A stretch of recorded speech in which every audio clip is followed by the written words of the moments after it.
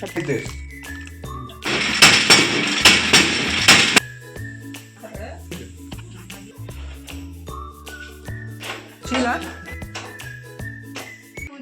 राघवेन्द्राय सत्यधर्मरथाय च भजतां कल्पवृक्षाय नमतां कामधेनुवे पूज्याय राघवेन्द्राय सत्यधर्मरथाय च भजतां कल्पवृक्षाय नमतां कामधेनुवे. ಹಾಯ್ ಹಲೋ ನಮಸ್ಕಾರ ರೀ, ಎಲ್ಲರಿಗೂ ಬೆಳಗಿನ ಶುಭೋದಯ ರೀ. ಎಲ್ಲರೂ ಹೆಂಗದಿರಿ, ಆರಾಮದಿರಿ ಅಂದ್ರಿ? ನಾವು ಆರಾಮದೀವಿ ನೋಡ್ರಿ. ನೀವು ಎಲ್ಲರೂ ಆರಾಮದ್ರಿ ಅಂತ ಅಂದ್ಕೊಂಡು ಇವತ್ತಿನ ಲಾಗ್ನ ಸ್ಟಾರ್ಟ್ ಮಾಡೋಣ ಬೇರೆ. ಇದು 2 ದಿವಸದಿಂದ ಲಾಗ್ ಆಗಿರುತ್ತೆ ನೋಡ್ರಿ. ಲಾಗ್ ಇಷ್ಟ ಆಗತ್ತಿದ್ರೆ ಲೈಕ್ ಮಾಡಿ, ಶೇರ್ ಮಾಡಿ, ಸಬ್ಸ್ಕ್ರೈಬ್ ಮಾಡ್ಕೊಂಡು ಸಪೋರ್ಟ್ ಮಾಡಿರಿ. 2 ದಿವಸ ಹೆಂಗಿತ್ತಂತ ದಿನ ನಿಮ್ಮ ಸಂಗಟ ಶೇರ್ ಮಾಡ್ಕೊತಿದ್ರೆ ನಿಮಗೂ ಇಷ್ಟ ಆಗ್ಬೋದು. ಆ್ಯಕ್ಚುಲಿ ಡೈಲಿ ಲಾಗ್ ಹಾಕ್ಬೇಕಂದ್ರೆ ಆಗಕ್ಕಂತಿಲ್ಲ ರೀ. ಸ್ವಲ್ಪ ಆರ್ಡ್ರಸ್ ಎಲ್ಲ ಜಾಸ್ತಿ ಬಂದಾಗ ಅದನ್ನ ರೆಡಿ ಮಾಡೋದ್ರೊಳಗೆ ಟೈಮ್ ಹೊಂಟ್ಬಿಟ್ಟೈತಿ. ಹಾಗಾಗಿ ಜಾಸ್ತಿ ವಿಡಿಯೋ ಮಾಡೋಕ್ಕೂ ಆಗತ್ತಿಲ್ಲ, ಮತ್ತು ಅದು ವೇಟ್ ಮಾಡಿ ಅಪ್ಲೋಡ್ ಮಾಡೋಕ್ಕೂ ಟೈಮ್ ಸಿಗಲ್ಲ ಇತ್ತು ನೋಡ್ರಿ. ಸಿಕ್ಕಾಪಟ್ಟೆ ಆರ್ಡ್ರಸ್ಸು ಬರ್ತಾವೆ, ಮತ್ತು ಅದ್ರೊಳಗೆ ತಲೆ ಬಿಸಿನೂ ಜಾಸ್ತಿ ಇರುತ್ತೆ ರೀ. ಯಾಕಂದರೆ ಒಂದು ಆರ್ಡ್ರಕ್ಕೆ ಎಲ್ಲ ಅದನ್ನ ಹೇಳೋದು, ಮತ್ತು ಹೊಳ್ಳಿ ಮೆಸೇಜ್ ಮಾಡೋದು, ಅದನ್ನೆಲ್ಲ ಬರೆದು ಇಡೋದು, ಮತ್ತು ಹಿಂಗಾಗಿಬಿಟ್ಟು ಟೈಮ್ನ ಸಿಗಂಗಿಲ್ಲ ರೀ. ಮತ್ತು ತಲೆ ಒಳಗೆ 108 ವಿಚಾರಗಳು ಓಡ್ತಿರ್ತಾವೆ. ಹಾಗಾಗಿ ವಿಡಿಯೋ ಮಾಡಿ ಎಡಿಟ್ ಮಾಡಿ ಅಪ್ಲೋಡ್ ಮಾಡೋಕ್ಕೆ ಟೈಮ್ನ ಸಾಕಾಗಂಗಿಲ್ಲಾಗೈತಿ ನೋಡ್ರಿ. ಮತ್ತು ಸ್ವಲ್ಪ ಹೀಟೆಲ್ಲ ಆಗ್ಬಿಟ್ಟು ಬಾಯಿ ಸರಿಯಾಗಿ ಮಾತಾಡೋಕ್ಕೂ ಆಗಲ್ಲಾಗೈತಿ. ಹಾಗಾಗಿ ಡೈಲಿ ಲಾಗ ಹಾಕಕ್ಕೆ ಆಗಕ್ಕಂತಿಲ್ಲ ರೀ. ಈಗಿದ್ರೆ ಇದು 2 ದಿವಸದಿಂದ ಲಾಗ್ ಐತೆ ಅಂತ ಹೇಳಿದ್ದೆ ರೀ. ಹೀಟ್ ಕಮ್ಮಿ ಮಾಡ್ಬೇಕಂತ ಏನೆಲ್ಲ ಪ್ರಯತ್ನ ಪಡಕ್ಕಂತೀನಿ, ಆದ್ರೂ ಇಷ್ಟು ಫಸ್ಟ್ ಟೈಮ್ ಹೀಟ್ ಜಾಸ್ತಿ ಆಗಿದ್ರಿ. ಯಾಕಂದರೆ ಸ್ವಲ್ಪ ಜಾಸ್ತಿ ಒಲಿ ಹತ್ರ ಅಡುಗೆ ಎಲ್ಲ ಮಾಡ್ತಿರ್ತೀನಲ್ಲ, ಹಾಗಾಗಿ ಜಾಸ್ತಿ ಹೀಟ್ ಆಗೈತೆ ರೀ. ಅದಕ್ಕಾಗಿ ಈ ಥರ ಸ್ವಲ್ಪ ನೀರಿಗೆ ಸೌತೆಕಾಯಿ, ಪುದೀನ ಮತ್ತು ನಿಂಬೆಹಣ್ಣು ಹಾಕಿ ಒಂದು ರಾತ್ರಿ ಅಥವಾ ಬೆಳಗ್ಗೆ ಒಂದು 4-5 ತಾಸು ನೀರೊಳಗೆ ಹಾಕಿ ಅದನ್ನ ನೀರು ಕುಡಿಯೋದ್ರಿಂದ ಹೀಟ್ ಕಮ್ಮಿ ಆಗುತ್ತೆ ಅಂತೇಳಿ ನಾನು ನೋಡಿದ್ದೀನಿ ರೀ. ಹಾಗಾಗಿ ಅದನ್ನೇ ಮಾಡಾಕತ್ತಿದ್ದು ಮನೆಯೊಳಗೆ ಹೋಮ್ ರೆಮಿಡಿ ಎಲ್ಲ ಮಾಡ್ತಾ ಇರ್ತೀನಿ ರೀ. ಆದರೂ ಕೆಲವೊಂದು ಸಲ ಜಲ್ದಿ ಕಮ್ಮಿ ಆಗಂಗೆ ಇಲ್ಲ ರೀ. ನನಗೂ ಹಾಗೆ ಆಗ್ಬಿಟ್ಟೈತಿ. ಈಗ ಒಂದು 4 ದಿವಸ ಆಯಿತು ಹೀಟ್ ಬಾಯಿಯೆಲ್ಲ ಹೀಟ್ ಜಾಸ್ತಿ ಆಗಿಬಿಟ್ಟು, ಆದ್ರೂ ಎಲ್ಲ ಪ್ರಯತ್ನ ಪಟ್ರೂ ಕಮ್ಮಿ ಆಗಲ್ಲಾಗೈತಿ. ಈಗಿದ್ರೆ ಶೇಂಗಾ ಎಲ್ಲ ಹುರಿದ್ಬಿಟ್ಟು ಅದನ್ನ ಹಿಂಡಿ ಮತ್ತು ಹೋಳಿಗೆ ಮಾಡೋಕೆ ರೆಡಿ ಮಾಡ್ಕೊಳಕ್ಕಂತೀನಿ ನೋಡ್ರಿ. ಇದ್ರ ಶೇಂಗಾ ಎಲ್ಲ ಹುರಿಯಾಕಂತೂ ಜಾಸ್ತಿ ಟೈಮ್ ಬೇಕಾಗುತ್ತೆ ರೀ. ಅಂದ್ರೆ ಹಸಿ ಇರ್ತಾವಲ್ಲ ತಂದಾಗ, ಹಾಗಾಗಿ ಹುರಿಯಾಕೆ ಮಿನಿಮಮ್ ಅಂದ್ರೂ ಒಂದು 2-3 ತಾಸು ಮೇಲೇ ಬೇಕಾಗುತ್ತೆ ರೀ. ಅಂದರೆ ನಾವು ಸ್ವಲ್ಪ ಹುರಿಬೇಕಾಗುತ್ತಲ್ಲ, ಜಾಸ್ತಿ ಹಾಕಿಬಿಟ್ರೆ ಅವು ಸರಿಯಾಗಿ ಹುರಿಯಂಗಿಲ್ಲ ರೀ. ಅದಕ್ಕಾಗಿ ಸ್ವಲ್ಪ ಕ್ವಾಂಟಿಟಿ ಒಳಗೆ ಹಾಕಿಬಿಟ್ಟು 2 ಕಡೆ ಹುರಿಯಾಕಂತೀನಿ. ಫೈನಲಿ ಶೇಂಗಾ ಎಲ್ಲ ಹುರಿದ್ಬಿಟ್ಟು ಇವತ್ತು ಬೆಳಗ್ಗೆ ನಾಷ್ಟನೇ ಮಾಡಿಲ್ಲ ಮನ್ಯಾಗ ಯಾರು. ಇವಾಗ ಮಧ್ಯಾಹ್ನ ನಿನ್ನೆ ಮಾಡಿರೋ ಹಿಟ್ಟಿನಿಂದ ಉತ್ತಪ್ಪ ಮಾಡಿಕೊಂಡು ತಿನ್ನಾಕಂತೀವಿ ನೋಡ್ರಿ. ಕೆಲಸ ಜಾಸ್ತಿ ಆದಾಗ ಅಡುಗೆನೂ ಸರಿ ಆಗಲ್ಲ, ಮತ್ತು ಊಟನೂ ಸರಿ ಆಗಲ್ಲ, ಮತ್ತು ಊಟ ಮಾಡೋಕ್ಕೆ ಮನಸ್ಸು ಬರಲ್ಲ. ಇವಾಗ 2 ಗಂಟೆ ಆಗೈತಿ. ತನೂ ಬಂದಮೇಲೆ ಚಟ್ನಿ ಉತ್ತಪ್ಪ ರೆಡಿ ಮಾಡಿಕೊಡಾಕತ್ತೀವಿ. ಎಷ್ಟೋ ತನಕ ಹೋಳ್ಗೆ ಮತ್ತು ಎಲ್ಲ ರೆಡಿ ಮಾಡಾಕಂತಿದ್ದೆ ರೀ. ಅವು ಶೇಂಗಾ ಎಲ್ಲ ಫಸ್ಟ್ನೇದು ಹೋಳ್ಗೆ ಮಾಡಿ, ಆಮೇಲೆ ಶೇಂಗಾ ಎಲ್ಲ ಹುರಿದಿಟ್ಟಿದ್ದು ಅದನ್ನೆಲ್ಲ ಸಪ್ಪೆ ಎಲ್ಲ ಬಿಡಿಸಿ ಸ್ವಚ್ಛ ಮಾಡಿ. ಈಗಿದ್ರೆ ಟೈಮ್ 2 ಗಂಟೆ ಆಗಿ ಹೋಗಿತ್ತು. ಇವಾಗ ತನೂ ಉತ್ತಪ್ಪ ಮಾಡಿಕೊಟ್ಲ. ಹಾಗಾಗಿ ಅದನ್ನು ತಿಂದ್ಬಿಟ್ಟು ಪಾರ್ಸಲ್ ಕೊಡೋದಿತ್ತು, ಮತ್ತು ಸ್ವಲ್ಪ ಸಾಮಾನು ತರೋದಿತ್ತು ರೀ ಅಂಗಡಿ ಒಳಗಿಂದು. ಹಾಗಾಗಿ ನಾನು ಮತ್ತು ನಮ್ಮ ಮನೆಯವರು ಹೊಂಟೀವಿ ನೋಡ್ರಿ. ಅಂದರೆ ಮಾಡೋದು ಅಷ್ಟೇ ಇರೋಂಗಿಲ್ಲ, ಅದು ಮಾರ್ಕೆಟ್ಗೆ ಹೋಗಿ ತಂದು ಕ್ಲೀನ್ ಮಾಡಿ ಮತ್ತು ರೆಡಿ ಮಾಡೋಕ್ಕೆ ಸ್ವಲ್ಪ ಟೈಮ್ ಬೇಕಾಗುತ್ತೆ ರೀ. ಅಂದರೆ ಹೋಲ್ಸೇಲ್ ಒಳಗೆ ತಂದಾಗ ಸ್ವಲ್ಪ ರೇಟ್ ಕಮ್ಮಿ ಆಗುತ್ತೆ. ನಾವು ಸ್ವಲ್ಪ ಕ್ವಾಂಟಿಟಿ ಒಳಗೆ ತಂದಾಗ ಸ್ವಲ್ಪ ಅಮೌಂಟ್ನೂ ಜಾಸ್ತಿ ಆಗುತ್ತೆ ನೋಡ್ರಿ.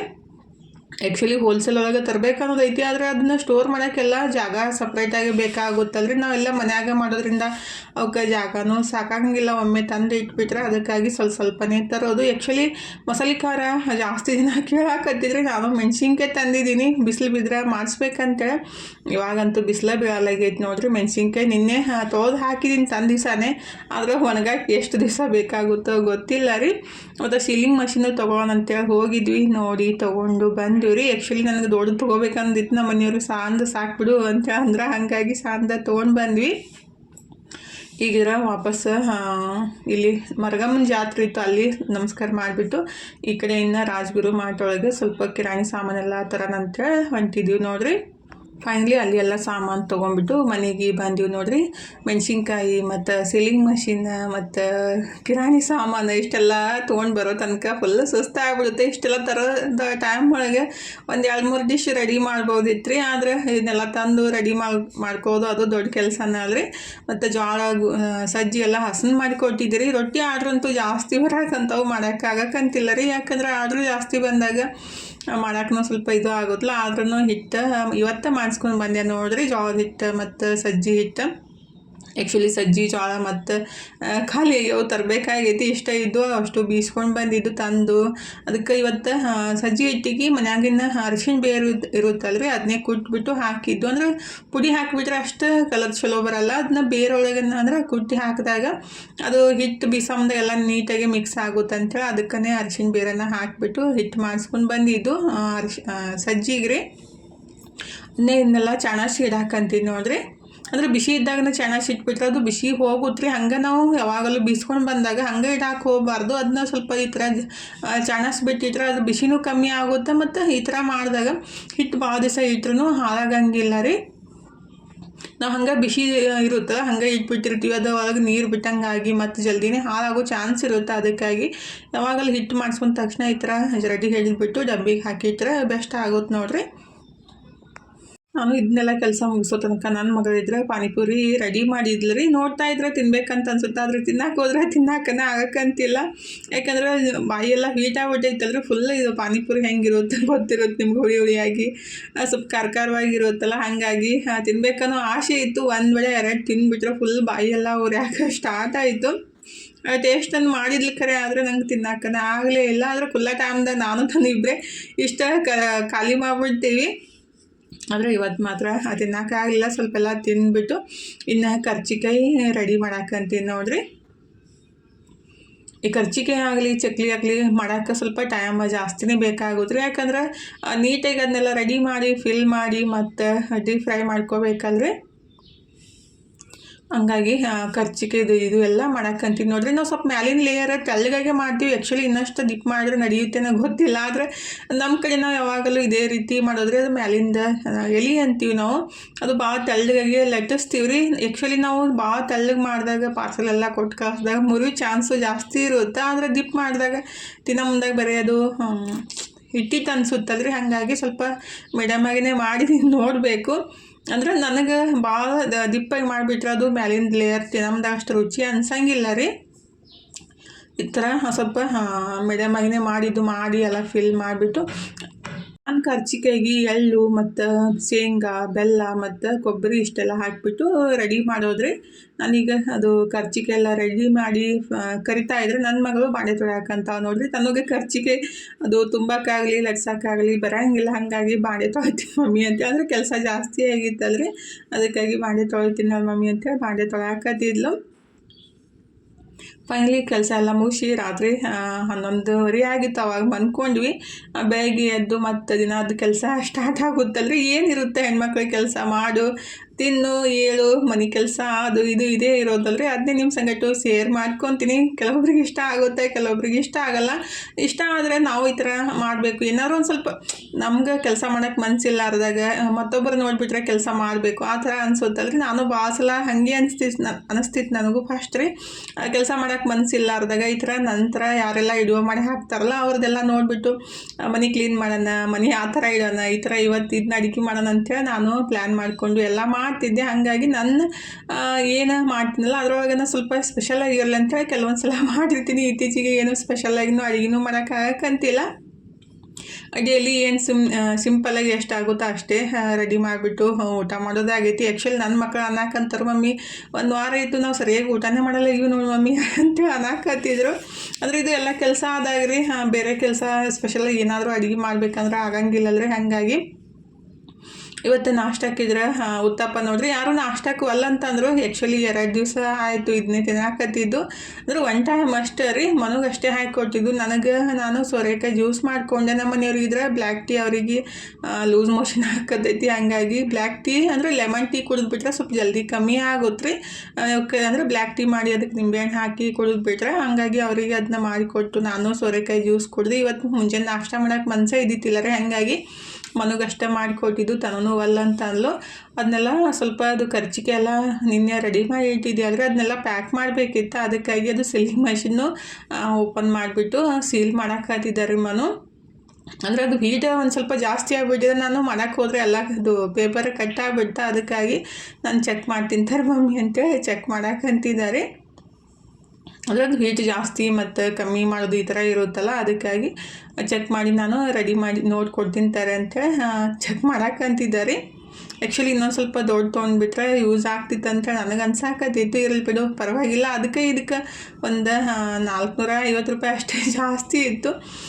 ಈಗ ತಂದೀವಲ್ಲ, ಏನು ಮಾಡೋಕ್ಕಾಗಂಗಿಲ್ಲ ರೀ. ಅದನ್ನು ಎಲ್ಲ ಸೀಲ್ ಮಾಡಿ ಇಟ್ಬಿಟ್ಟು ಇನ್ನು ಶೇಂಗಾ ಹಿಂಡಿ ಮಾಡಿಸ್ಕೊಂಬರ್ಬೇಕಿತ್ತು. ಅದಕ್ಕಾಗಿ ಬೆಳ್ಳುಳ್ಳಿ ಸುಲಿಯಾಕಂತೀನಿ ನೋಡ್ರಿ. ಶೇಂಗಾ ಹೋಳಿಗೆ ಮತ್ತು ಶೇಂಗಾ ಹಿಂಡಿ ಎರಡೂ ಮಾಡಬೇಕಿತ್ತು. ಅದಕ್ಕಾಗಿ ಶೇಂಗಾನ ಎಲ್ಲ ಸ್ವಚ್ಛ ಮಾಡಿ ಇಡೋ ತನಕ 1-2 ತಾಸು ಬೇಕಾಯ್ತು ರೀ. ಅದನ್ನೆಲ್ಲ ಸಪ್ಪಿ ತೆಗೆದು ಕೇರಿ ಮತ್ತು ಅದ್ರದ್ದೆಲ್ಲ ಸಣ್ಣ ಸಣ್ಣ ತುಂಬ ಎಲ್ಲ ಇರುತ್ತಲ್ರಿ, ನಂತರ ಮೂಗಂತೀವಿ ನಾವು, ಅದನ್ನೆಲ್ಲ ತೆಗಿಬೇಕಾಗುತ್ತೆ. ಅದು ಕೈ ಬರೋ ಚಾನ್ಸ್ ಇರುತ್ತೆ. ಅದಕ್ಕಾಗಿ ಈ ಬೆಳ್ಳುಳ್ಳಿ ಸುಲಿಯೋದಂತೂ ಈ ಬ್ಯಾಸ್ಗ್ಯಾಗ ಜಲ್ದಿ ಸುಲಿತಾವ್ರಿ. ಈ ತಂಡ್ಯಾಗಂತೂ ಜಲ್ದಿ ಸುಲಿಯಂಗಲ್ಲ ಆಗ್ಯಾವು.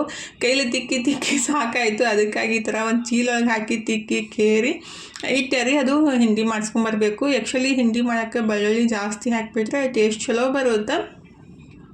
ಈಗಿದ್ರೆ ನಮ್ಮ ಮನೆಯವ್ರ ಸಿಲಿಯಂದ್ರೆ ನಾನು ಸಾಬುದಾನಿ ಪಾಯಸ ಅಥವಾ ಸಾಬುದಾನಿ ಗಂಜಿ ಅಂತೀವಿ ನಾವು, ಅದನ್ನ ರೆಡಿ ಮಾಡೋಕ್ಕಂತೀವಿ ರೀ. ಏನಿಲ್ಲ, ಬಿಸಿನೀರಿಗೆ ನೆನೆಸಿ ಸಾಬುದಾನಿ ಹಾಕಿ ಚಲೋತ್ನಾಗ ಕುದಿಸಿ ಸ್ವಲ್ಪ ಹಾಲು ಸಕ್ಕರೆ ಹಾಕಿಬಿಡೋದು ಅಷ್ಟೇ ರೀ. ಅದನ್ನೇ ರೆಡಿ ಮಾಡಿ ನಮ್ಮ ಮನೆಯವ್ರಿಗೆ ಕೊಟ್ಟು ಈಗಿದ್ರೆ ಎಲ್ಲ ಪ್ಯಾಕಿಂಗ್ ಕೆಲಸ ಮಾಡೋಕ್ಕಂತೀವಿ ನೋಡ್ರಿ. ಅಂದರೆ ಪಾರ್ಸಲ್ 1-2-3 ಕೊಟ್ಟು ಕಳ್ಸಿತ್ತು. ಅಂದರೆ ಜಾಸ್ತಿ ಇದ್ದಾಗ ಸ್ವಲ್ಪ ಡೈಲಿ ಖಾಲಿ ಹೋಗ್ಬಿಟ್ರೆ ನಮಗೂ ವಜ್ಜಿ ಅಂತ ಅನ್ಸಂಗಿಲ್ಲ ರೀ. ಹಾಗಾಗಿ ಮತ್ತು ಭಾಳ ಅಂದ್ಕೂಡಲೇ ಕನ್ಫ್ಯೂಸ್ ಆಗಿಬಿಟ್ಟು ನಾವು ಮತ್ತು ಜಾಸ್ತಿ ಅನಿಸುತ್ತಲ್ಲ, ಅದಕ್ಕಾಗಿ ಅಷ್ಟಿಷ್ಟು ದಿನ ಒಂದು 3-4 ರೆಡಿ ಮಾಡಿ ಕೊಟ್ಟು ಕಳಿಸ್ಬಿಟ್ಟು ಅಂದ್ರೆ ಆಗುತ್ತಂತ ಎಲ್ಲ ಪ್ಯಾಕ್ ಮಾಡಿ ಇಡಾಕಂತೀನಿ ನೋಡ್ರಿ. ಕೈಲಿ ಪ್ಯಾಕ್ ಮಾಡೋದಂದ್ರೆ ಸ್ವಲ್ಪ ಜಾಸ್ತಿ ಟೈಮ್ ಬೇಕಾಗುತ್ತೆ ಮತ್ತು ನೀಟಾಗಿ ಪ್ಯಾಕ್ ಆಗಂಗಿಲ್ಲ ಅಂತ ಇದು ಯೂಸ್ ಆಗುತ್ತೆ ನೋಡ್ರಿ. ಆ್ಯಕ್ಚುಲಿ ಉಪ್ಪಿನಕಾಯಿ ಅದು ಪ್ಯಾಕ್ ಮಾಡಾಕಿದ್ರೆ ಸ್ವಲ್ಪ ಇದನ್ನ ರೀ, ಯಾಕಂದರೆ ಅದೆಲ್ಲಿ ಹೊರಗೆ ಬಂದುಬಿಡುತ್ತೋ ಅಂಥೇಳಿ ನಾನಿದ್ರೆ ಒಂದು 3-4 ಸಲ ಎಲ್ಲ ಪ್ಯಾಕ್ ಮಾಡಿದ್ದು. ಅಂದ್ರೆ ಒಂದು ನೀಟಾಗಿ ಕುಂತಿಲ್ಲ ಅಂದ್ರೆ ಇನ್ನೊಂದು ನೀಟಾಗಿ ಕುಂದಿರುತ್ತೆ. ಅದಕ್ಕೆ ಹೊರಗೆ ಬರಬಾರ್ದು, ವೇಸ್ಟ್ ಅಂದರೆ ಎಲ್ಲ ಹೊರಗೆ ಬಂದುಬಿಟ್ರೆ ಎಲ್ಲ ಇದು ಆಗುತ್ತಲ್ರಿ. ಹಂಗಾಗಿ ಈ ಥರ ಎಲ್ಲ ಪ್ಯಾಕ್ ಮಾಡಿ ಕೊಡಾಕತ್ತಿದ್ವಿ. ಆ್ಯಕ್ಚುಲಿ ಬ್ರ್ಯಾಂಡ್ ಎಲ್ಲ ಕ್ರಿಯೇಟ್ ಮಾಡ್ಬೇಕು ಅನ್ನೋದು ಐತಿ, ಇನ್ನೊಂದು ಸ್ವಲ್ಪ ಟೈಮ್ ಬೇಕಾಗೈತೆ ಅಷ್ಟೇ ರೀ. ಅದನ್ನೆಲ್ಲ ಮಾಡಿದಾಗ ಪ್ಲಾಸ್ಟಿಕ್ ಈ ಥರ ಎಲ್ಲ ನಾವೇ ನಮ್ಮ ಇದ್ರ ಪ್ರೊಡಕ್ಷನ್ ಮಾಡಿಸ್ಬೋದು.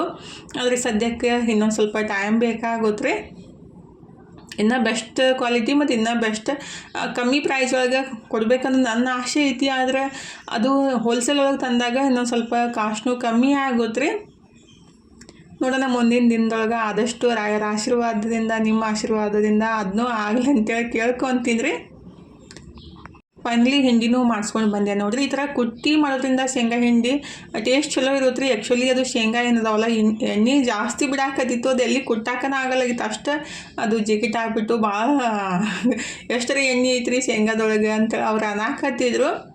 ಅಂದರೆ ಕೆಲವೊಂದು ಶೇಂಗಾ ಆ ಥರ ಇರ್ತಾವಲ್ರಿ. ಹಂಗಾಗಿ ಫೈನಲಿ ಅದು ಶೇಂಗಾ ಹಿಂಡಿನೂ ಮಾಡಿಸ್ಕೊಂಡು ಬರೋದಕ್ಕೆ ತನೂ ಇದ್ರೆ ಚಕ್ಲಿ ಹಿಟ್ಟು ಕಲ್ಸಾಕತ್ತಿದ್ಲು. ಆ್ಯಕ್ಚುಲಿ ಸ್ವಲ್ಪ ಕಲಸಿ ಇವಾಗ ಮಿಕ್ಸ್ ಮಾಡಾಕಂತಾರಿ.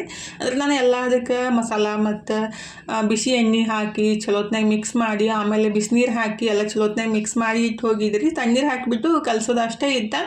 ನಾನು ಹೋಗಿ ಹಿಂಡಿ ಮಾಡಿಸ್ಕೊಂಡು ಬರೋ ತನಕ ಕಲಸಿ ಇಟ್ಟಿದ್ಲು.